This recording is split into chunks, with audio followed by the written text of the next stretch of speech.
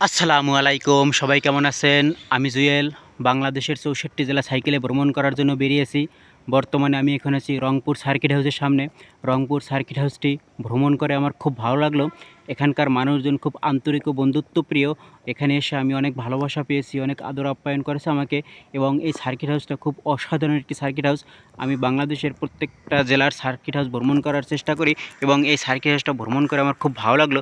খুব অসাধারণ ডিজাইনের একটি সার্কিট হাউস। এই সার্কিট হাউসটা দেখে আমার খুব ভালো লাগলো। সত্যি বিউটিফুল একটি সার্কিট হাউস এবং এখানকার মানুষজন খুব আন্তরিক ও বন্ধুত্বপ্রিয়। এখানে এসে আমি অনেক আদর আপ্যায়ন পেয়েছি, অনেক ভালোবাসা পেয়েছি এবং এখানে ভ্রমণ করতে এসে আমার খুব ভালো লাগলো।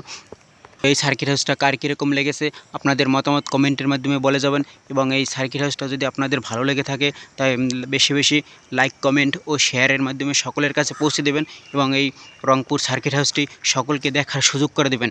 অসাধারণ একটি সার্কিট হাউস। এই রংপুরের সার্কিট হাউসটি সকলকে দেখার সুযোগ করে দেবেন এবং সবাই যাতে দেখতে পারে তাই বেশি বেশি শেয়ারের মাধ্যমে সকলের কাছে পৌঁছে দেবেন। ধন্যবাদ, সবাই ভালো থাকবেন, সুস্থ থাকবেন। আল্লাহ হাফেজ।